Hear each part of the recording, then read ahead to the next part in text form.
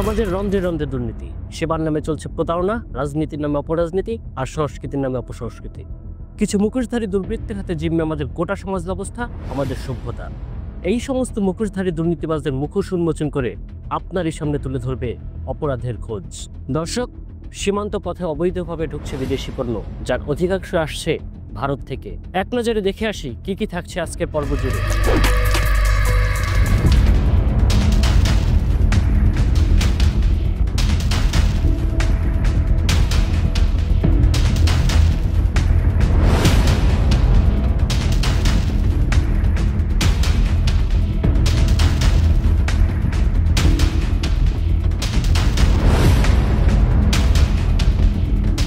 রাত্রিবেলা এসে বেড়ায় লাঠি দিয়ে আগে দিয়ে।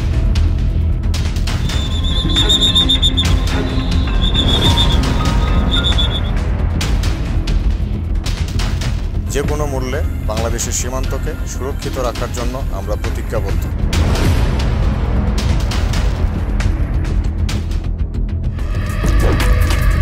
দর্শক, শক্ত সীমানা প্রাচীর, শক্তিশালী নিরাপত্তা রক্ষাকারী বাহিনী, তার সাথে আছে সুসজ্জিত কাস্টমস বিভাগ। তারপরও অরক্ষিত দেশের সীমানা, দেদারসে চলছে অনুপ্রবেশ, প্রতিদিনই ঘটছে চোরাচালানের ঘটনা। প্রশ্ন হলো, কাদের মদদে সীমানায় চলছে এমন অবৈধ কর্মকাণ্ড?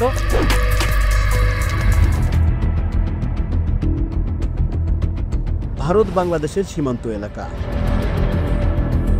বিস্তীর্ণ সবুজ মাঠের মাঝে কাঁটাতারের বেড়া, মুখোমুখি বিজিবি বিএসএফ। সুরক্ষিত সীমানা, বিজিবি বিএসএফ সশস্ত্র টহলে নিশ্চিত করছে শক্ত পাহারা, মাঝে মধ্যে চলছে পতাকা বৈঠক।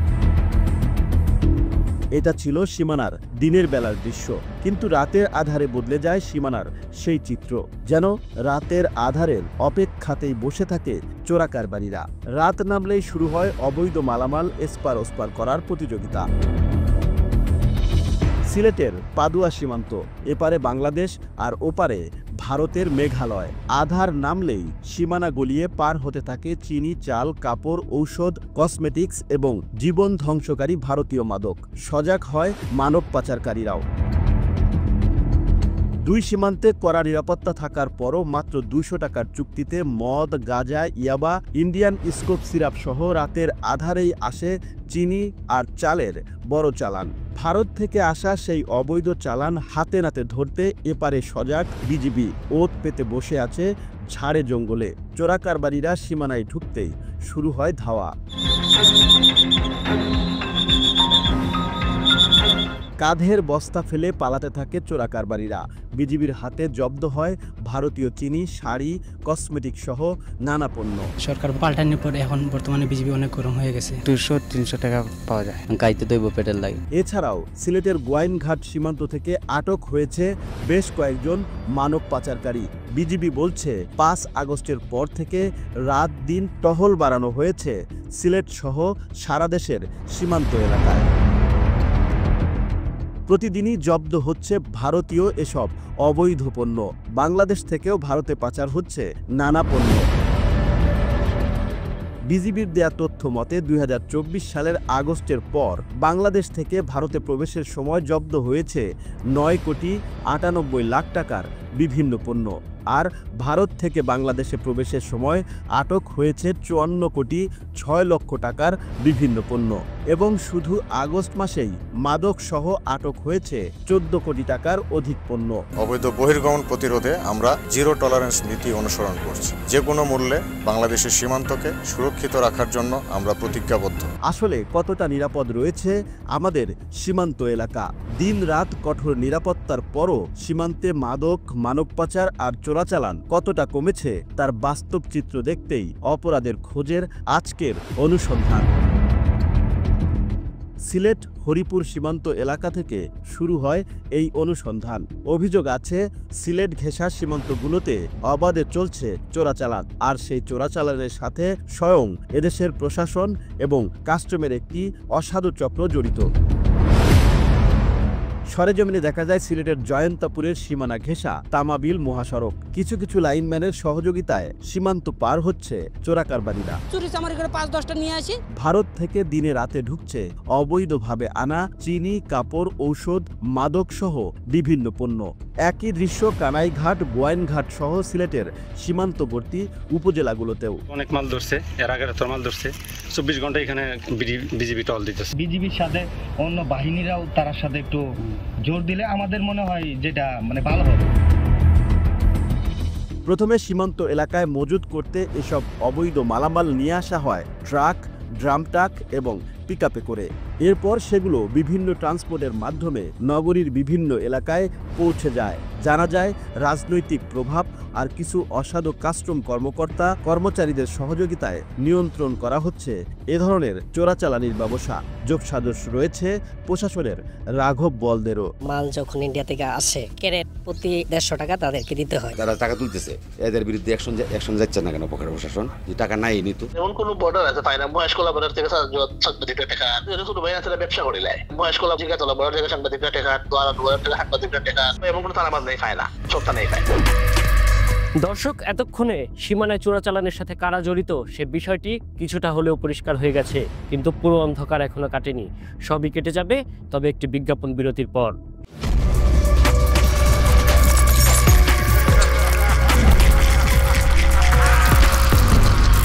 সীমানায় চলছে আলো আধারের খেলা, তবে অন্ধকারে ঢিলছোড়া নয়। আমাদের গন্তব্য আলোর দিকে। অভিযোগ আছে সীমানায় কড়া পাহারা গলিয়ে চিনি, চাল, কাপড়, ঔষধ, কসমেটিক্স, সাথে ভারত থেকে অবৈধ পথে আসা গাঁজা, মদ, ফেন্সিডিল এবং ইয়াবা। আসছে ইন্ডিয়ান স্কপ সিরাপ সহ নেশার রকমারি দ্রব্য। প্রচুর অনৈতিক অর্থেরও লেনদেন হচ্ছে এখানে, বিভিন্ন হাত ঘুরে, যার বেশিরভাগই ঢুকছে আমাদের দেশের প্রশাসন এবং কাস্টমস কর্মকর্তাদের পকেটে। দেশের বাজার 6 লাখ হয়ে গেছে ভারতীয় পণ্যে। দোকানের পর দোকানে শুধুই এসব অবৈধ পণ্য। পুরাটা বন্ধ হয়েছে এটা কিন্তু বলা যাবে না, কিছু কিছু চোরা পথে কিছু কিন্তু মাল আসতেছে। সরকারি শুল্ক ফাঁকি দিয়ে অবৈধ চোরাই পথে আসা এসব পণ্য স্থানীয় বাজারে অবাধে ঢোকায় নানাভাবে ক্ষতিগ্রস্ত হচ্ছে সাধারণ ব্যবসায়ীরা। এর চেয়ে বেশি চিকন চালটা আমাদের দেশীয় চালে আছে। ইন্ডিয়ান চালটা কি জন্য খাবে? এত কোনো আকাল নাই যে চাল পাওয়া যাচ্ছে না, এমন কোনো না। কিছু অসৎ ব্যবসায়ীর কারণে আমাদের দামটা বাড়ায়। তথ্য আছে সিলেট নগরীর বন্দর বাজার ও হকার্স মার্কেট এলাকা থেকে মাসিক চাঁদার ভিত্তিতে সারা দেশের বাজারগুলোতে সরবরাহ করা হয় এ সকল অবৈধ ভারতীয় পণ্য। আর সেই তথ্যের ভিত্তিতে টিম অপরাধের খোঁজ হাজির হয় সিলেটের লালদিঘির পার বন্দর বাজার ও হকার্স মার্কেট এলাকায়। সকাল 9:30 সরেজমিন অনুসন্ধানে উঠে আসে সিলেট কাস্টম ভ্যাট অফিসের 17 গেটের কর্মচারী মোহন আহমেদের অনৈতিক কর্মকাণ্ড। বাজারের ব্যবসায়ীদের কাছ থেকে জানা যায়, মোহন আহমেদ প্রশাসনিক অভিযানের ভয় দেখিয়ে বিভিন্ন ব্যবসায়ীদের কাছ থেকে লাখ লাখ টাকা হাতিয়ে নিচ্ছে। টাকা না দিলে বাস্তবেই কাস্টম অফিসের কর্মকর্তাদের মাধ্যমে অভিযান পরিচালনা করছে আর জরিমানা করছে মোটা অঙ্কের টাকা। এই দোকান আপনার জর্দার দোকান আছে। আমাদের কাছে একটা অভিযোগ আছে যে আপনাদের এখানে কাস্টমের কিছু লোকজন আপনাদের এখান থেকে চাঁদা নেওয়ার কিছু অভিযোগ আছে। আসলে এটা আমাদের লালদিঘির পরে ওই কাস্টম অফিসার পরিচয় দেয়, কিন্তু তিনি একজন সিপাহী। তিনি বিভিন্নভাবে আমাদের দোকানদারকে সিগারেটের দোকান, পানের দোকান বিভিন্নভাবে হয়রানি করে। কাস্টমার অফিসার দিয়ে আমাদের একটা ওই হুমকি দিত যেখান থেকে উনি আমাদের ফাইনি করবে। আপনি আপনার মিডিয়ায় দেখাইবেন, কালকে আপনার দোকানে এইটা উনি আইসা এই ঝামেলা ঘুরি করবে, নীতি হবে মিডিয়ার বইলা। কিন্তু আমরা আপনারা ওরা ঠেকাইতে পারবেন, সরকারি কেউ ঠেকাইতে পারবো ওনাকে। অত চারও তো হয়নি নেই এদিকে না করে তোদের কে করতেছে মোহন কাস্টমার কি কর্মকর্তা? কাস্টমার সত্যবাদী একজন সাধারণ কর্মচারী। মোহন আহমেদের বিরুদ্ধে এমন অভিযোগের সত্যতা জানতে এবারের গন্তব্য সিলেট কাস্টম ও ভ্যাট কমিশনারের অফিসে প্রবেশ করে দেখা মিলল সহকারী কমিশনার গৌরব মহাজন এবং রেভিনিউ কর্মকর্তা শ্রাবণা আফরিনের সাথে। তাদের কাছে মোহন আহমেদের বিষয়ে জানতে চাইলে সহকারী কমিশনার জানান তিনি বর্তমানে তামাবিল কাস্টমস অফিসে কর্মরত আছেন।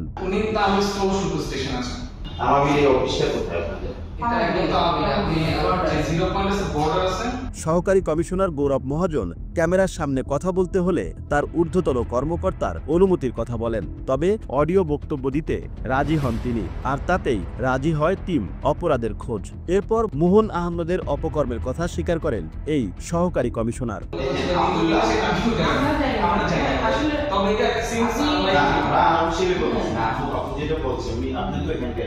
হ্যাঁ হ্যাঁ যে আমার রেভিনিউ অফিসার, কারণ আপনি যে দোকানগুলোর কথা বলছেন ওরা আসলে ওকে মাপকার ব্যাপারে দিতে এই ওদের মার্জিন কি থেকে একজন স্বীকারোক্তি দেন রেভিনিউ কর্মকর্তা শ্রাবণা আফরিনো। তিনি জানান মাঝে মধ্যেই তাদের কাছে মোহন আহমেদের বিরুদ্ধে এমন অসংখ্য অভিযোগ আসে। আচ্ছা আমাদের তো কিছু নলেজ আছে যে হ্যাঁ এরা এই ধরনের কিছু করে, কিন্তু করলে এক দুই হাজার হয়তো করতে পারে। আমি অফিসিয়ালি বলতেছি আমাদের মাঝে মাঝে আসে, আমরা কিন্তু ওদেরকে সতর্ক করে দিই লিখিতভাবে অথবা কিভাবে, কিন্তু এইটা যেটা বললেন এটা মানে এবার অনুসন্ধানী টিম মোহন আহমেদের সাথে দেখা করার জন্য তার গন্তব্য 0 পয়েন্ট তামাবিল কাস্টমস অফিসের দিকে যাত্রা করে। সেখানে দেখা মিলল মোহন আহমেদের সাথে। কথা হয় তার বিরুদ্ধে সাধারণ ব্যবসায়ীদের আনা অভিযোগের বিষয়ে। সব অভিযোগ মিথ্যা, বানোয়াট বলে অস্বীকার করেন তিনি। অভিযোগের যে বিষয়টা, এই বিষয়টা আপনি একটু না, এটা সম্বন্ধে আমি কিছু বলবো না, আমি এটা জানি। আমার এই ধরনের মানে এটা আপনি ভালোভাবে খুঁজ দিতে পারেন। আমাকে চিনে, অনেকে চিনে, ব্যবসায়ী অনেকে চিনে, ভালো মন্দ অনেকে চিনে, তো ভালো মন্দ সবাই চিনে, তবে এই ধরনের পাবেন না ইনশাল্লাহ। ঠিক আছে, ধন্যবাদ। পাবেন না ইনশাল্লাহ। আর যদি কেউ যদি বলেও তাকে বলবেন, যদি সে প্রমাণ দেখাতে পারে আমি তাকে পুরস্কার। হাসিনা সরকারের পতনের পর সীমান্তে বেড়েছে বিজিবির নজরদারি, তবে তাতেও থামছে না চোরাকারবারিদের তৎপরতা। কাঁটাতার পেরিয়ে অবাধে বাংলাদেশে আসছে অবৈধ ভারতীয় চিনি, গাঁজা, মদ, ফেন্সিডিল, ইয়াবা এবং ভারতীয় বিশেষ সিরাপ, স্কোপ সহ নেশাজাতীয় সকল প্রকার মাদকদ্রব্য। নানা অভিযান চালিয়েও কোনো লাভ হচ্ছে না।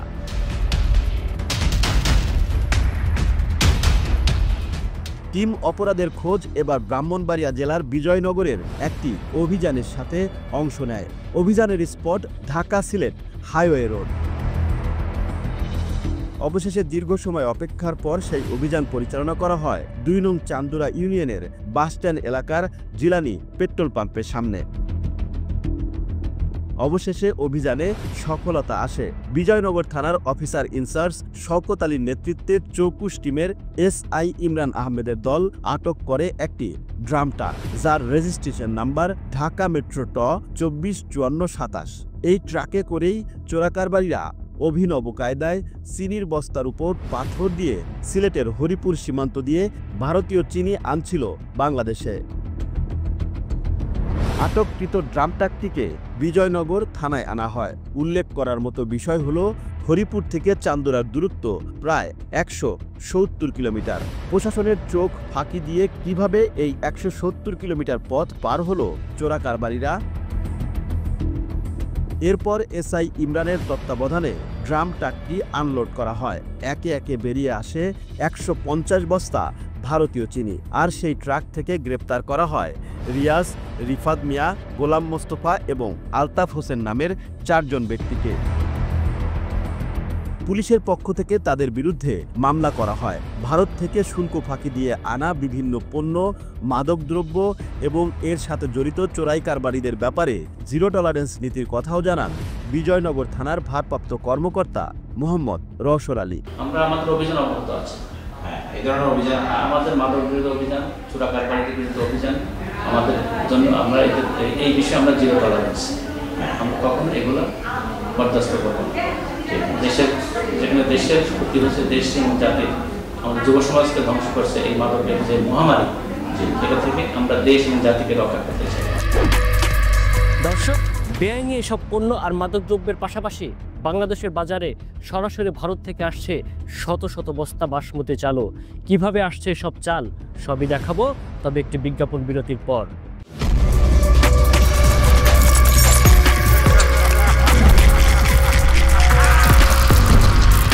সিলেট সীমান্ত দিয়ে চোরাই পথে আসছে শত শত বস্তা ভারতীয় বাসমতি চাল। বিশাল সিন্ডিকেটের মাধ্যমে সরাসরি শুল্ক ফাঁকি দিয়ে আসা এসব চালে সয়লাভ দেশের স্থানীয় বাজারগুলো। আর মোটা অঙ্কের টাকার বিনিময়ে সিন্ডিকেটের কাজকে সহজ করে দিচ্ছে আমাদের দেশের প্রশাসন। সিলেটের বিছানাকান্দি ভারতের সীমান্তবর্তী এলাকা। সশস্ত্র বিজিবির দল অবস্থান নিয়েছে ঝোপের আড়ালে। হঠাৎ করে চোখে পড়ে এক দল মাথায় বস্তা ভর্তি করে কি যেন নিয়ে সীমানা পার হচ্ছে। বিজিবির তাড়া খেয়ে বস্তা রেখেই কোনোমতে প্রাণ হাতে নিয়ে পালালো দলটি। কেন বিজিবির এই অভিযান? কি আছে ফেলে রাখা সেই বস্তাগুলোতে? মুহূর্তেই খোলাসা হলো বিষয়টি। দেখা যায় বস্তা ভর্তি বাংলাদেশি রসুন। বিজিবির সেই অভিযানে চোরাচালানকারী একজনকে আটক করা হয়, জব্দ করা হয় 100টিরও বেশি রসুনের বস্তা। এভাবে সিলেটের বিভিন্ন সীমান্ত দিয়ে প্রতিদিনই ভারতে পাচার হচ্ছে হাজার হাজার বস্তা বাংলাদেশি রসুন। চীন থেকে বাংলাদেশে আমদানি করা কম দামি রসুন পাচার হচ্ছে ভারতে। বাংলাদেশের বাজারে বাড়ছে রসুনের দাম, আর এতে ক্ষতিগ্রস্ত হচ্ছে দেশের সাধারণ ক্রেতারা। গেল কয়েক মাসে সিলেট, সুনামগঞ্জ এবং ছাতকের বিভিন্ন সীমানা থেকে বিজিবির অভিযানে জব্দ করা হয় প্রায় ৩৯,০০০ কেজি চীনের কম দামি রসুন, যেগুলো দেশের সাধারণ মানুষকে ফাঁকি দিয়ে ভারতে পাচার করা হচ্ছিল।